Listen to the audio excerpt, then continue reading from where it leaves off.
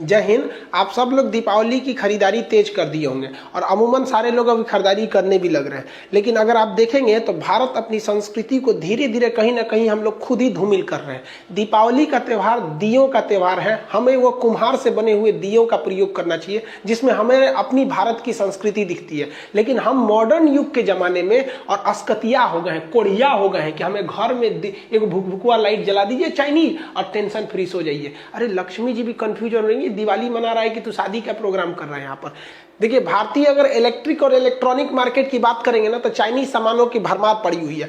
और जो होलसेलर है या जो बाहर से मंगा रहे हैं उन लोग को भी समझ में नहीं आता है कि हम लोग ये वाली जो सामान है ये चाइना से क्यों लाते हैं, जबकि सेम रेट में ये सामान वियतनाम में भी मिलता है और ताइवान में भी मिलता है। हम लोग को भी वहां से जो एक्सपोर्टर है सब वहां से, उन लोग को वहां से भी लाना चाहिए। और आप लोग भी इस दीपावली में एकदम कसम खा लीजिए कि हम ये चाइनीज सामानों का एकदम बाइकआउट करेंगे और हम अपने यहाँ जो कुम्हार के बने हुए, हाथ के बने हुए दिए हैं उसे खरीदेंगे। और याद रखिएगा, उसे भी खरीदते समय आप वरीयता दीजिएगा, डायरेक्ट उनसे खरीदीजिएगा जो ये बनाते हैं। आप बताइए ये बाबा लोग की मेहनत कहाँ जाएगी। यहाँ पर हम पहले सोचते थे कि त्योहार में बहुत ज्यादा खर्च हो जाते हैं, बहुत ज्यादा पैसे खर्च हो जाते हैं, लेकिन जब गहराई से देखें ना तो ये त्योहार ही है जो न जाने कितने लोगों का पेट पालता है।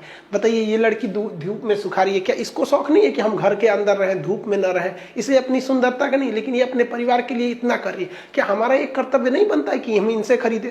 और हद तो तब आती है जब लोग इनसे खरीदने जाते हैं और मोलाई करने लगते हैं। अरे यार, क्या कर लोगे, एक दिए में 2-3 रुपया कम कर लोगे। अब वही मॉल में जाइएगा ना, कह दीजिएगा थोड़ा 1 रुपया कम दीजिए ना, धकिया के भगा देगा कि यहाँ पे क्यों चले। तो यहाँ आपको अपना स्टैंडर्ड लगता है और यहाँ आप अपना स्टैंडर्ड भूल जाते हैं, इन्हीं लोग से मोलाई करने लगते हैं। यार कम से कम इस बार तो नहीं करो, उनसे उनका हक उनको दे दो ताकि उनकी मेहनत जो इस दीपावली के भरोसे बैठे हैं उनको उतना मिल सके।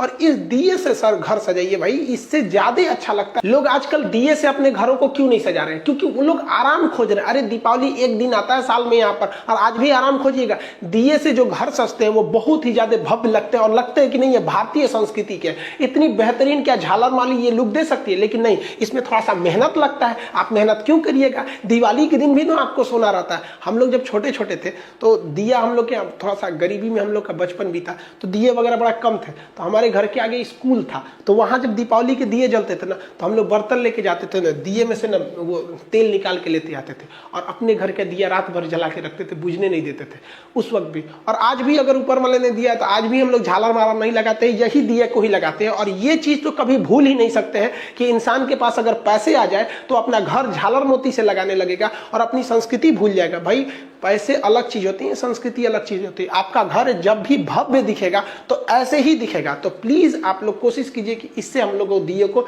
सजाएं।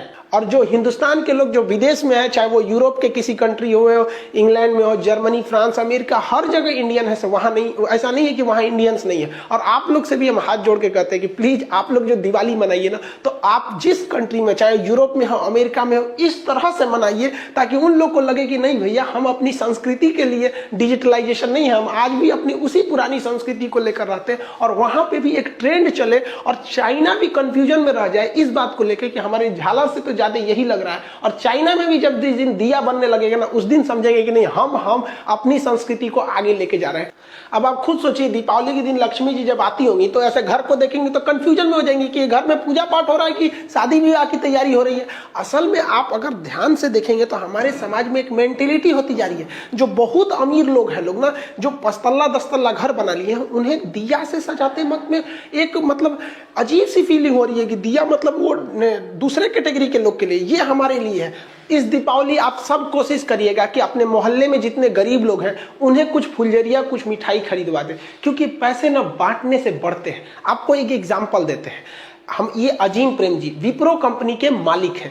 इनके पिताजी थे मोहम्मद हसन प्रेम जी थे। जब देश का विभाजन हुआ ना तो मोहम्मद अली जिन्ना जो पाकिस्तान के थे, उन्होंने कहा कि मोहम्मद हसन प्रेम जी आप भारत छोड़ दीजिए, आप पाकिस्तान में आ जाइए, क्योंकि विभाजन हो गया है, बहुत से लोग उधर से यहाँ चले हैं, आप भी चले आइए। इन्होंने उसको ऑफर ठुकरा दिया। उन्होंने कहा कि अगर आप पाकिस्तान आ जाएंगे ना तो हम आपको यहाँ का वित्त मंत्री बना देंगे, फाइनेंस मिनिस्टर। बावजूद इसके इन्होंने इस ऑफर को ठुकरा दिया।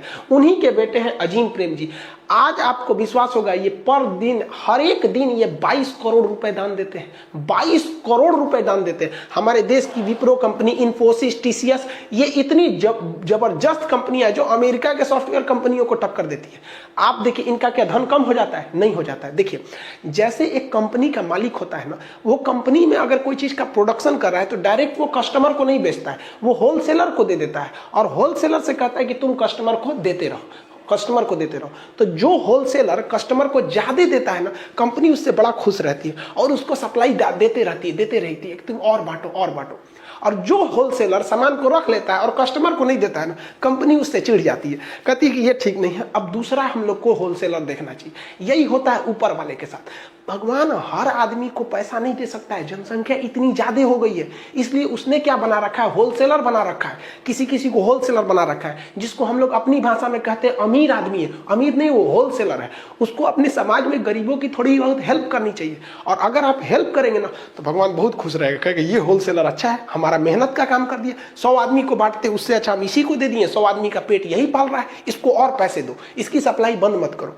लेकिन अगर आप सोचेंगे नहीं, दीपावली हमारा त्योहार है, हमारा बच्चा मिठाई खाएगा, हमारा लड़का नया कपड़ा पहनेगा, फुलझड़ी हमारे लिए है, हमारा घर सजना चाहिए, गरीब किस लिए है, इसका त्योहार थोड़ी है, तो ऊपर वाला चिढ़ जाएगा, कहेगा ये होलसेलर ठीक नहीं है, दूसरा होलसेलर देखते हैं। तो दूसरे को अमीर करने लगेगा। आप गरीब नहीं होंगे, लेकिन आपके सामने एक गरीब अमीर होने लगेगा, तो आप कहेंगे कि बड़ी अमीर हो रहा है। बड़ी अमीर नहीं हो रहा है, भगवान तुमसे होलसेलर वाला काम छीन लिए। अब तुम गरीब थोड़े हो गए, क्योंकि एक बार तो पैसा दे दिए, लेकिन धीरे धीरे हो गए, उस आपके सामने कोई अमीर हो जाएगा। और अगर वो भी ऐसे पैसे देते रहेगा तो कभी याद रखिए, अगर आपसे किसी का परिवार जुड़ा हुआ है, रोजी रोटी जुड़ी है, तो ऊपर वाला इतना निर्दयी नहीं होता है, कभी नहीं छीनेगा। आपके सामने एग्जाम्पल है, हर दिन 22 करोड़ रुपए देने वाला आदमी, सोचिए साल भर में ही पैसे देते हैं।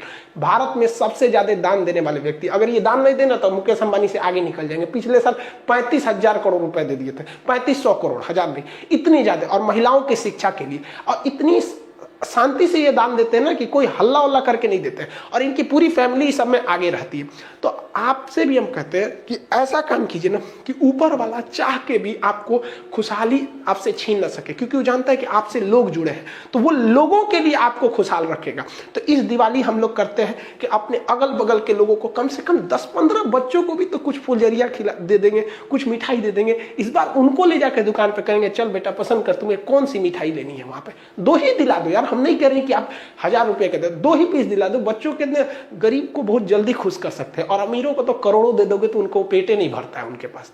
और आप सब लोग से कहते हैं कि चाइनीज को एकदम बहिष्कार कीजिए। झालर मोती पे जहां चाइनीज लिखा है मत खरीदिए। हमारे भगवान चाइनीज बना के दे रहा है, और आपको भी पता है भगवान भी तब अच्छा से काम नहीं करेंगे, क्योंकि चाइनीज सामान कुछ नहीं टिकता है, फिर भगवान को भी डिफेक्टेड बना देगा वहां पे। और हमारी मजबूरी है कि हम WTO के मेंबर हैं, और WTO के सदस्य होने के साथ नाते भारत के कोई भी सरकारी पद पर बैठा व्यक्ति, चाहे हमारे प्रधानमंत्री हो या फिर देश का कोई एक सरकारी कर्मचारी हो, वो खुलेआम मंच पर कभी भी किसी दूसरे देश के सामान का बाइकआउट नहीं करा सकता है। इवन चाइना के भी राष्ट्रपति, प्रधानमंत्री नहीं चाह के भी भारत के सामान का बहिष्कार करा सकते हैं, तो हम लोग कभी नहीं बोल सकते। लेकिन चाइनीजों में राष्ट्रीयता इतनी भरी रहती है कि चाइनीज एक नूडल्स खाते हैं, सब तो दुकुंची खाता है, सो इसे चाउमीन उमीन खा के खुश हो जाता है, सब पेट भर गया, कहता है गलवान में आके मारेंगे। सारा हम लोग इसको खाएंगे लोग तो पेट में कहां चला जाएगा पता ही नहीं चलता, इसको तो हम लोग नाश्ता में कर लेते हैं।